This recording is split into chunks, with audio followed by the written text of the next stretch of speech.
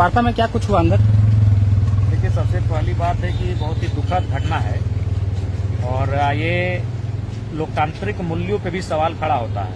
एक विधायक का एक प्रोटोकॉल होता है। मैंने वही फटकार भी लगाई बड़ा बाबू को, बहुत सारे चैनल वालों ने कैद भी किया है। हमने काफी गुस्से में उनको फटकार लगाई कि एक विधायक अगर किसी क्षेत्र में संवेदनशील इलाके में अगर जा रहा है तो एक थाना प्रभारी, बाकायदा अगर डीएसपी भी अगर उस क्षेत्र में, तो उनका प्रोटोकॉल बनता है कि उनको पेट्रोलिंग मुहैया करवाना। ये सबसे पहला प्रोटोकॉल, चूंकि ये कार्यपालिका के अंग है, हम विधायिका के अंग हैं और कार्यपालिका विधायिका के प्रति जिम्मेदार होती है। तो उन्होंने सबसे पहले अपने जो उनका प्रोटोकॉल होता है उसका कार्य नहीं किया, बिल्कुल उदासीनता दर्शाने। हमने उनसे वही पूछा कि हमारे जगह पर कोई और विधायक होता तो क्या उसके आप आगे पीछे होते कि नहीं होते, सीधा सवाल।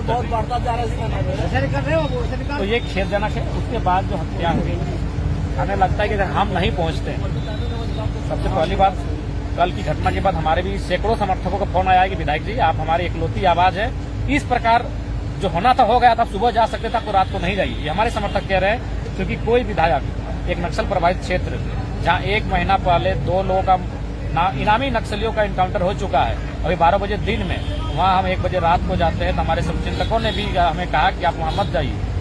लेकिन चूंकि मानवता हमारे लिए सर्वोपरि है, हम वहां गए। अगर हम वहां नहीं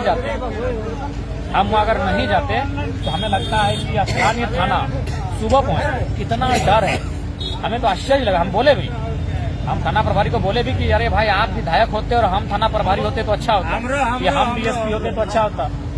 इतना डर, मतलब पुलिस प्रशासन को डर देखिए।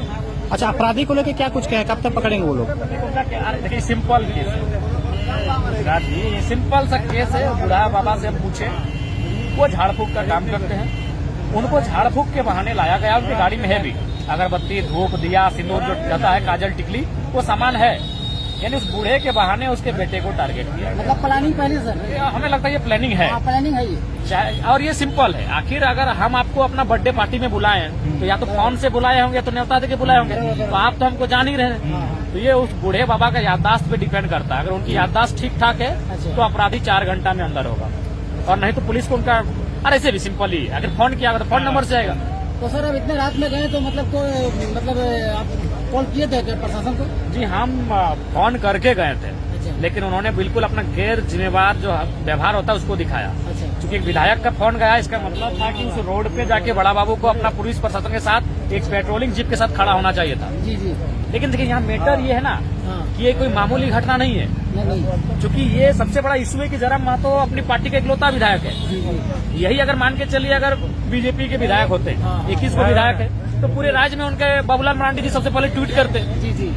और सत्ता पक्ष के होते तो फिर बोलना ही नहीं, ये सरकार का होता। अगर वो अपोनेंट पार्टी का भी कोई ऐसा पार्टी का विधायक होता जिसके पास 10 को, 12 को, 20 को विधायक है, तो अभी बाबूलाल मरांडी जो नेता प्रतिपक्ष वही ट्वीट करते हैं। लेकिन जयराम महतो एक ऐसा विधायक है, अकेला पड़ता है। ये बिल्कुल ये घोर उल्लंघन है। ये अगर दूसरा स्टेट होता और इसी स्टेट में अगर कोई दूसरा विधायक होता तो पूरे सिस्टम पे कार्रवाई होती कि एक विधायक नक्सल प्रभावित क्षेत्र में पहुंचा है, आप वहाँ हैं क्यों नहीं।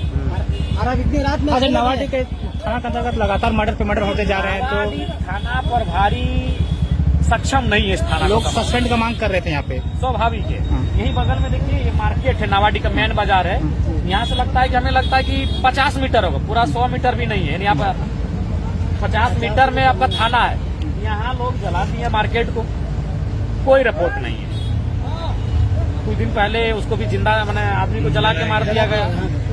चुनौटी में गाँव घर वाले पूरा इसको रिपोर्ट बता रहे कि यहाँ अपराधी घूम रहा है, यहाँ घूम रहा है, कार्रवाई नहीं।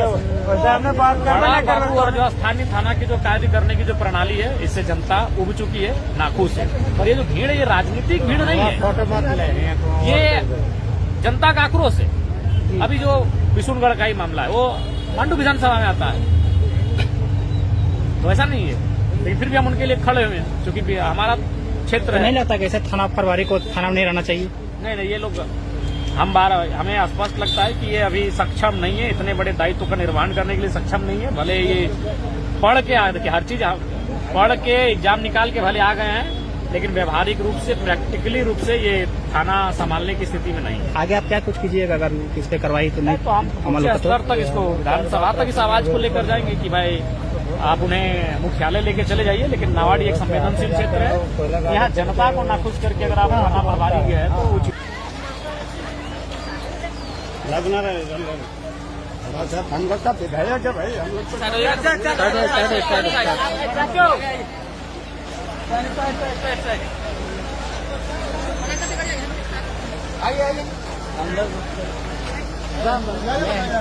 आगे आने दीजिए, सार होगा यहाँ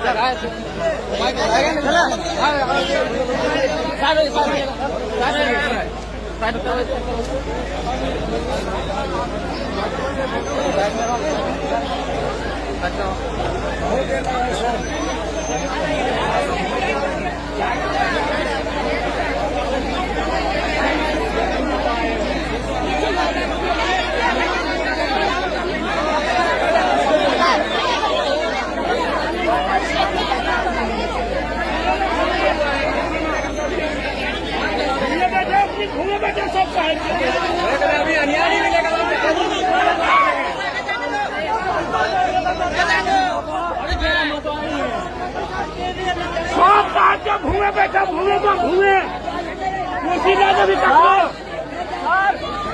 सब ये भूमे बैठा साइड की लगवा 9 बजे घटना हुआ, अभी तक कोई अन्याय नहीं मिला। इसको कीजिए